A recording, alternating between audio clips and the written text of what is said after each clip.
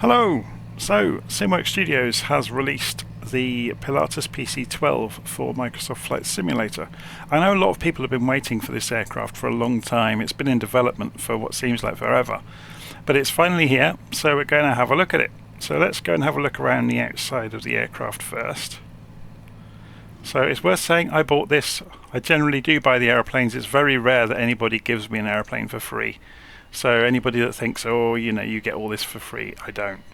Anyway, let's go and have a look around it. So you can see the quality of the modelling is absolutely brilliant. I love some of the little touches, like the labels on the covers are flapping around in the breeze there gently. I love that the surface of the aircraft is not perfect. So you can see the variations along the panel lines wobbling around in the sunshine. And again, you can almost see the paint texture as we roll along the wing here. But yeah, the attention to detail is stunning, but I guess we're becoming blasé about that and kind of expect it in the simulator, but it's certainly not true of all airplanes, is it? So this looks photorealistic. There's no getting away from it. It's very, very good. So if we dip underneath the wing here, we can have a look at the undercarriage, see what sort of level they've gone to with that. And yeah, it's just very, very good. So you can look up into the wheel well, and yeah, it's very, very cool.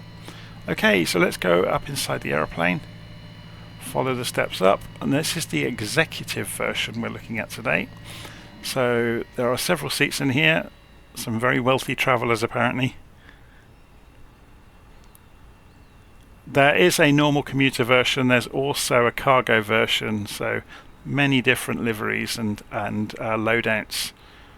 Okay, so inside the cockpit, the quality of the instruments is fantastic. The resolution and the modelling. It's got some slight wear and tear, but it certainly isn't as mad as some of the aeroplanes you see in the simulator, where they look like barn finds almost. This one looks like it could be real. I mean, no doubt they photographed real ones to get it right, but it's got that gentle amount of wear and tear that looks just, you know, very, very good indeed. Okay, so shall we get this up and running? I'm going to put the Xbox controller to one side I've been using for the drone camera. We'll press insert and we are back at the doorway. So he says, famous last words, the Xbox controller is busy drifting and not letting us control anything. So we need to scoot forwards and then we can click the step. There we go. And the door closes. There's sounds for everything. It's really nicely done. And I'm guessing they're all recorded from the real aircraft. So then we'll jump through into the cockpit.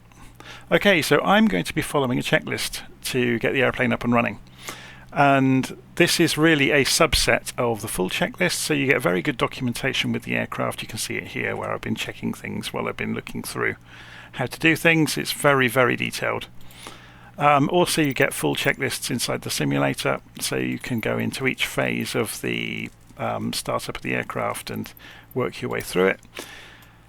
I have cut out a lot of the tests which are implemented in the aeroplane. I've cut out a lot of them to just do the essential things to get the time down a bit, and it's typical. I typically call this a functional checklist, so we're presuming that things are going to work and that we won't have to test them. Okay, first things first then, we can click on this sunshade to get rid of it. And we can click on the control locks to get rid of them. And you'll notice the shades in the cockpit are in the wrong position. You can just click on the hinges and they collapse and fold up automatically. That's nicely done. Okay, so then control on 1 will take us overhead, and we can put the standby bus to on, which gives us power to some of the systems. We can go and turn the inertial separator on, for example. And then we can go back down into the cockpit and we can arm the EPS system. I forget what it stands for, but it's all documented. Then we can go back overhead, we can turn the main batteries on. So some of this won't make much sense because I've cut out a lot of tests that would have been done while we were on the standby bus. So batteries go to on, nav light goes to on. Then back down in the cockpit, we are going to go to the engine management screens and press the fuel reset button. and after a few seconds you'll see the fuel quantity come to life. There it goes.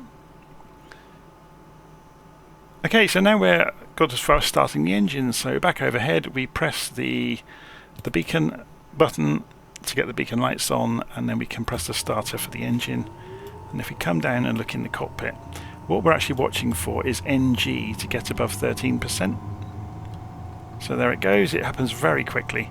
Then we drag the fuel condition lever to ground idle, and then just monitor the gauges as the engine comes to life. And you're really looking for NG to get above 50%, and you're also looking for temperatures to stay inside limits. So again, it's all documented.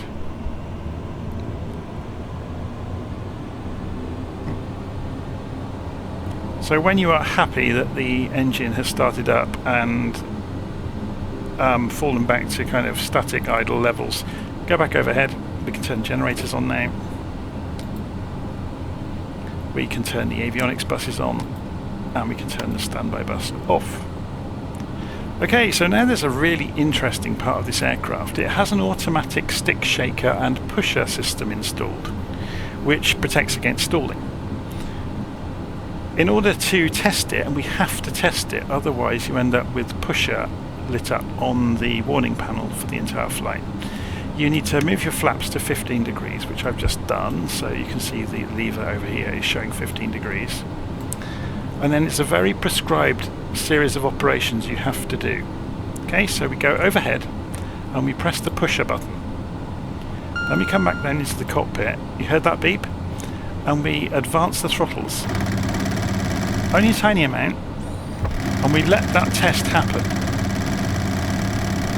Okay, so when you're happy that it's done the shaking and the pushing test, we can then press that red button on the side of the yoke, and that stops it, but wait here for the light to come back on. It's saying pusher again. So then we can come back overhead. We can release the pusher test button, and then we can release that red button, and the pusher test is complete. Okay, so it's a bit, you know, it takes a while to get your head around the exact operations to do in what order, but in order to get rid of the light on what they call the CADU, the Central Advisory Display Unit, you need to follow that exact sequence. In the real aircraft you have to do it on both the pilot and the co-pilot side, but this is letting us get away with doing it just on the pilot side. Okay, so now we are preparing for flight, so back overhead, Control 1.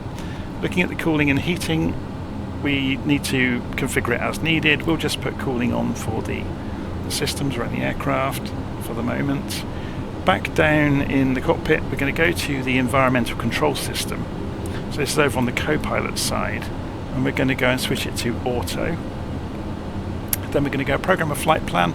We're not actually going to program a flight plan today, but we'll just at least let the GPS systems align. I think following the sim update, this alignment process takes a lot longer. I might be wrong, but I can't remember it being this slow in the past. So we'll just wait for that to happen, and I'll try and get ahead of us looking at the instructions I've written here.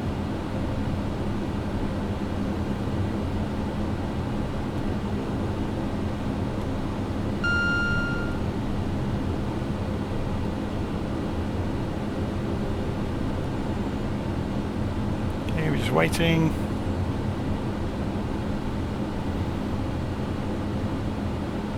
I guess while it's doing that, there's no harm in calibrating the altimeter. So just press B to shortcut doing that. Obviously you could go and look at your METAR and go and configure it. We can go and look at the cruise altitude on the altitude pre-selector. So we could say if we wanted to fly at 5,000 feet, we could choose that. See, look how long that's taking to acquire. 5,000 feet, and we'll arm it. We could go and put the transponder on standby while we're waiting. So that's that done. Yeah, it takes a lot longer. This is much more reminiscent of real world, like walking GPSs, which I guess it's of its time, isn't it? GPS systems used to take a few moments to align, and that did. Okay, so we've done that. So back overhead. We're going to go and turn the probe heat on. Then back in the cockpit, we're going to go to the switch above the altimeter. You can see there's this P test button, so we'll click it. Oh, it's not going to let us do it just yet. There it goes. EGPWS, system OK. There we go. Okay, so now we are getting ready to taxi. So control 1, external lights, taxi to on. And while we're taxiing, we can obviously be checking over that we've done everything, but we're more interested in today in just seeing how it taxis. So we'll release the parking brake and we'll ease the throttle forward. We're still only on ground idle, remember. So the turning rate isn't fantastic, but the airplane does have reverse pitch, so we can reverse. So we'll just let it roll backwards. Let it come to a halt, and then we'll ease the throttle forwards again and give ourselves more turning space onto the runway. So I'm going to put the head tracking on. Let's sit up in my seat so I can see out over the nose.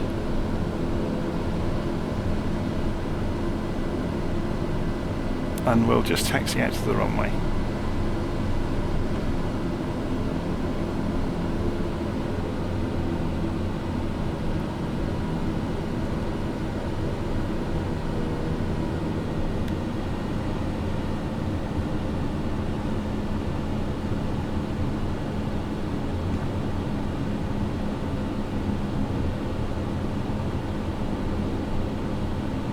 Okay, so flaps are already at 15 degrees because we did that for the pusher test.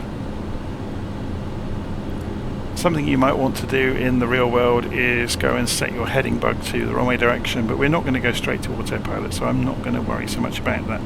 But I'll just show you where that is anyway. Let's put ourselves on the parking brake for a moment. So you've got the heading bug showing up over here. The controls for that are over here, so we can obviously spin the heading bug or just click it to line it up on our direction of travel, or the direction we're facing. The autopilot controls are up here. We'll have a play with that in a moment. Okay. So we're lined up on the runway. Next thing we want to do is not move the throttle. See, this is one of the problems of if you haven't got a head tracker, you have to play these games of jumping around the cockpit to do things. So fuel condition is to flight idle, I think it calls it, or high idle. Then overhead, we're going to go and turn the strobe lights on, and the recognition lights and the landing lights, and we're ready to take off. So come off the parking brake, ease the throttle forwards.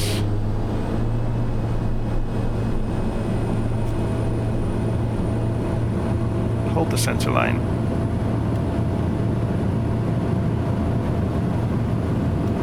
Starting to drift. Whoa, that was a bit of a slide.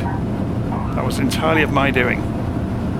So I'm going to get it off the ground. So that was a terrible takeoff, but you can just see my first takeoff with it. So that was unanticipated. So it got to the point where it was leaving the ground and it lost grip, basically. So we're going to raise the flaps. It's remarkably powerful. So let's put the head tracking on. The area around Boonville is absolutely beautiful, isn't it? So the throttle can come back to keep the torque in the green.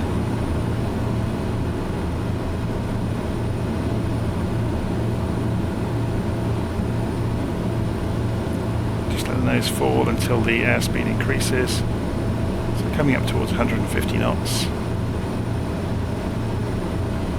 I never get bored flying around here. It's so gorgeous.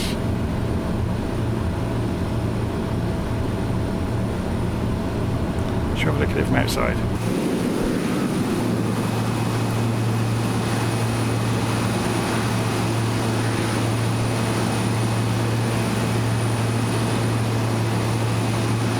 Certainly looks the part, doesn't it?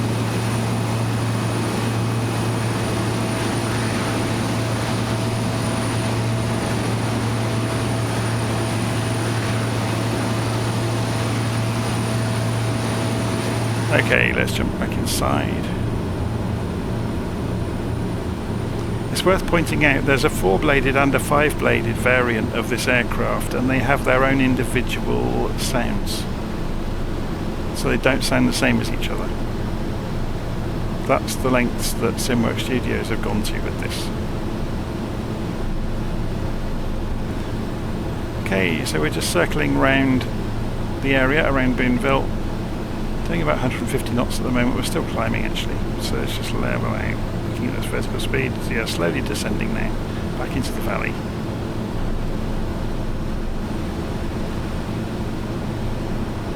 So let's trim the nose out.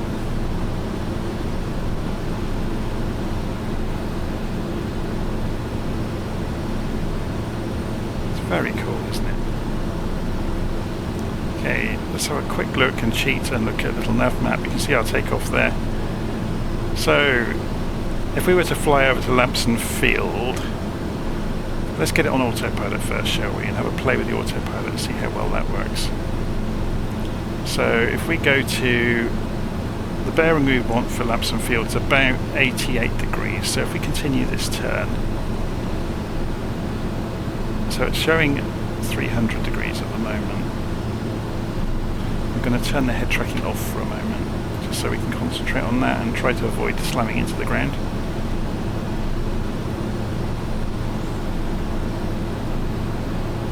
So let's move that heading bug round to 88 degrees, while keeping an eye on the attitude indicator. We're climbing at 1500 feet a minute, that's great.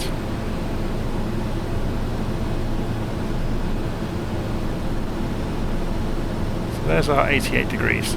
The end, and it's on this side of the turn, so if we were to engage autopilot now and go heading mode immediately, you can see it's taken over with the oaks, which is great. You've got an autopilot trim is appearing. We'll go altitude hold mode as well, so that's going to level out the vertical speed for us.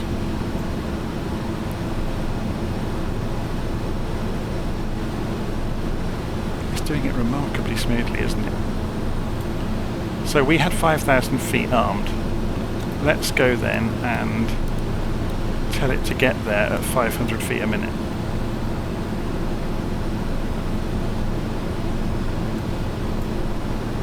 And then if we go to, if we remove altitude hold, yeah, we might have to rearm it.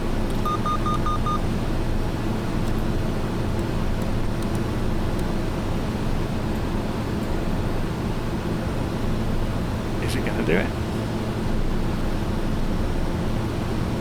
That's interesting. So why is it not doing it?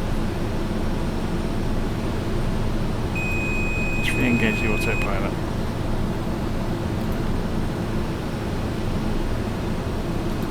I mean, we can. Oh, here we go. You have to engage it. Okay. So it works very slightly differently. To every single time you see an altitude pre-selector in the simulator, they seem to be implemented slightly different than each other. Normally you should be able to just arm the altitude and then go and choose. You shouldn't have to actually engage it. So it starts flashing when you're within 1,000 feet of the target, which is absolutely fine.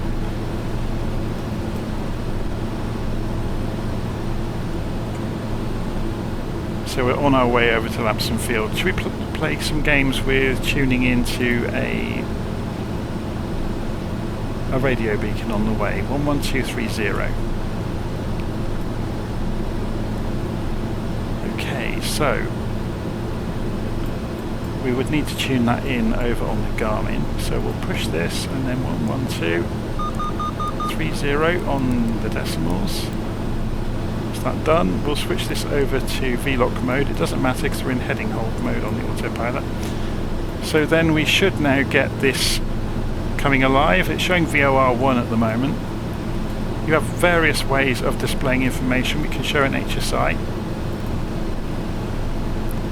We're showing VOR1, we're in VLOC mode, so if I spin the course round,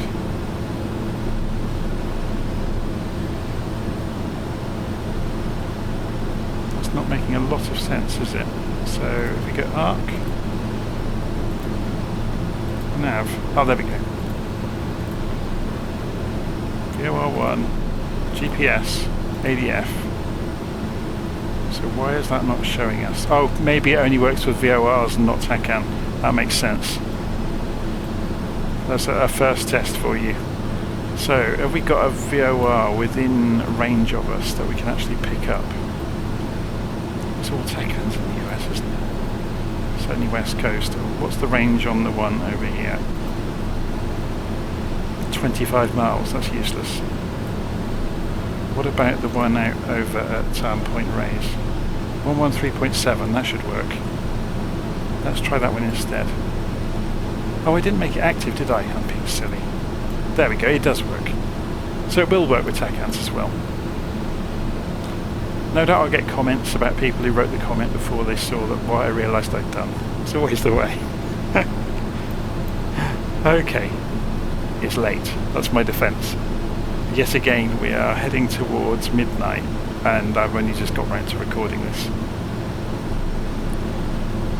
So if we spin this round behind us, you will see it's obviously it's indicating from,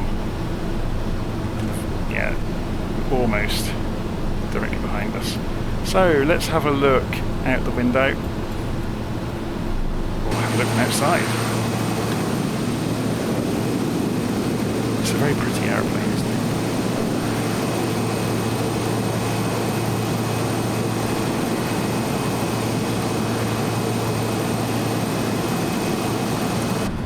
So there's something we didn't do. After taking off, we should have turned the landing lights off, really. We could turn the taxi lights off as well.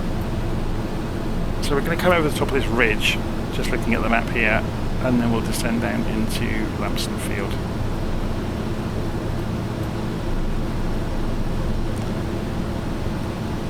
So we're in altitude hold mode now. It's still flashing for some reason. It hasn't quite made it to 5,000, has it? So presumably we could just toggle altitude hold mode to stop that flashing.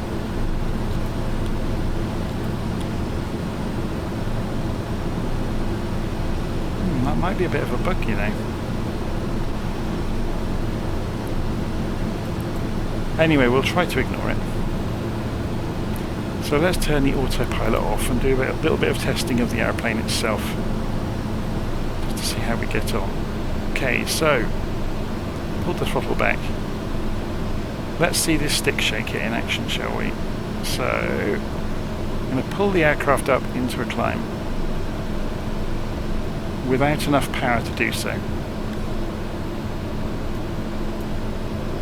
So we're going to watch the indicated airspeed drop. Keep an eye on the yoke. So while this is happening, let's go back to head tracking. Just straighten up the camera. Okay, so we're losing airspeed at quite a frightening rate. There we go, that's better.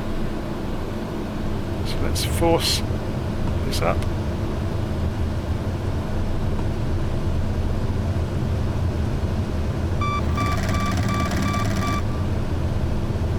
So that was just a stick shaker. Okay, let's drop the nose. We had quite a high level of alpha there before it kicked in. Quite surprised at that.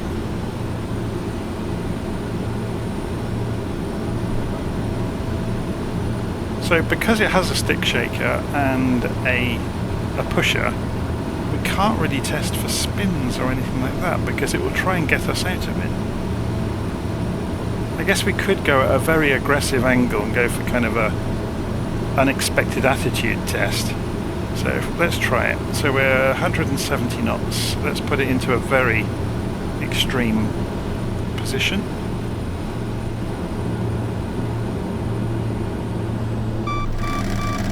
And it's done this pusher, look. It's dumped the nose automatically. Interesting. And we're back through 130, 40, 50, 60, 70, recovering from unusual attitudes, and now we're looking for Lampson Field. And here it is down here, look. So which way's the wind? Let's go and have a quick look on LittleNavMap. So we're going for runway 28 at Lampson. So let's reduce the engines to idle. Let's put those landing lights back on. Now, can you see what just happened there? There's a bit of a bug in it. if you've got head tracking, you can retreat yourself behind where the pilot would be, and you can click and make the pilot appear. If you click again, it doesn't happen if you're far enough forwards. This is obviously a quirk of head trackers, that you can put yourself, you know, where your head shouldn't be. Okay, so there's the runway. So we'll just keep an eye on our airspeed, because we'll be wanting to get the gear out and flaps down, so the gear can come down already. So we're going to have a look at the animation.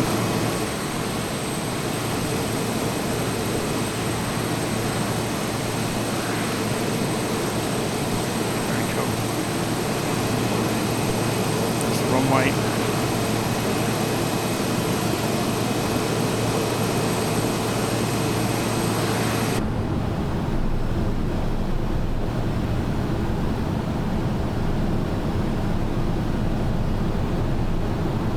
Okay, so we can go for first stage of flaps, which is going straight to 15 actually, which isn't such a bad thing, but it will give us some drag as well, which will help us on the approach. So we're just going to turn. I've come off the power to hopefully get us around the 100 knot mark. Doesn't like coming down at any sort of steep angle, does it? Sync rate. Sync rate. Sync rate. Sync rate. Sync rate. Nose up. Sync rate. Sync rate. There's the runway. Sync rate. Sync rate. So Sync rate. The puppy lights. Sync rate. Sync rate. Sync rate. Sync rate. Sync rate. So extending the flaps sync further rate. as no, it hasn't Sync shut rate. it up about the sync rate, has it?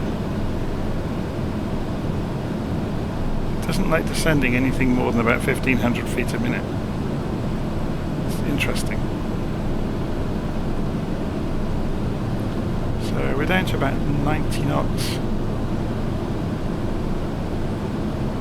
Sync rate. It has Sync quite a lot rate. of thrust at idle.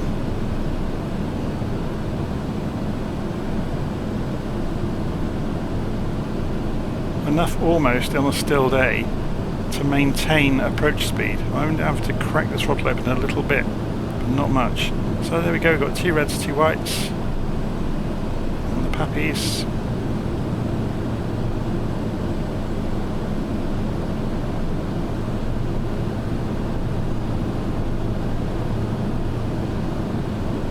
Now we're showing us too low. I'm questioning that because that would make the touchdown point halfway along the runway, which I don't really agree with.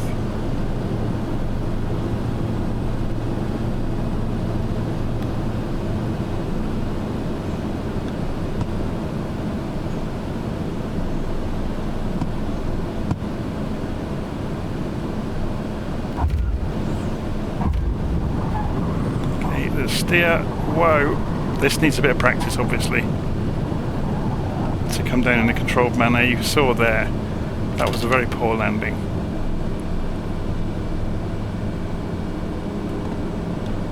Okay, but we're down. So taxi light can go on, landing light can come off, or it's done that trick with the head again. I'm just gonna bring it to a halt. There we go. We could reduce the fuel condition lever to ground idle. I'm going to use the cursor keys to slide myself across. There we go. So flaps are already up and we can taxi in.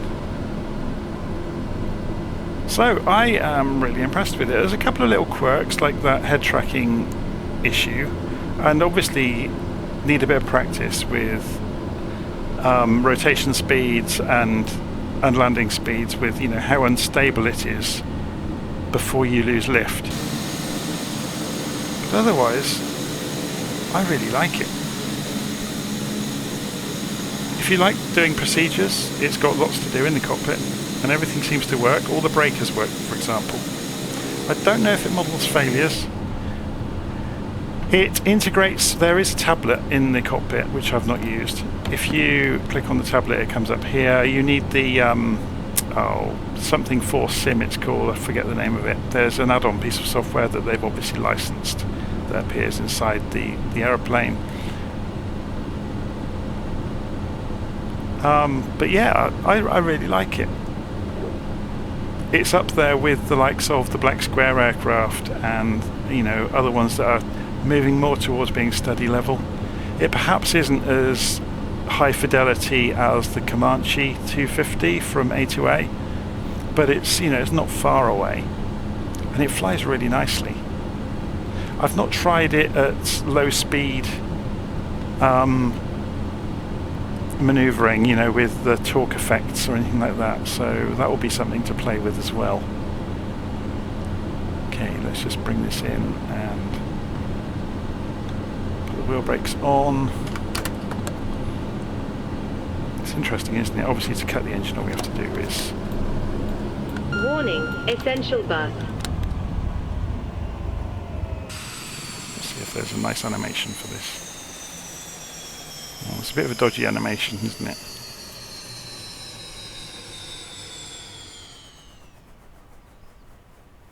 It's not bad though. Okay, so there we go. I'm not going to go through the full shutdown sequence. I don't think there's much to be gained from that, but just in terms of having a nice aeroplane to fly around in the sim that looks great, has lots of fidelity in the cockpit, lots of things to play with, it's very good. It's not too expensive either.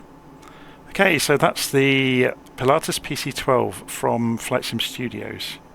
No, sorry, SWS. Sim... I can't remember the name. I'm losing my mind slowly here. Let's go into the community and I can give you the full details of it from the manual. SimWorks Studios. Suddenly remembered it as I was loading this. But yeah, as I said, the documentation is verbose. It goes into lots and lots of detail. You can see there's 60 odd pages of it. Anyway, going to leave it there. That's the Pilatus from SimWorks Studios.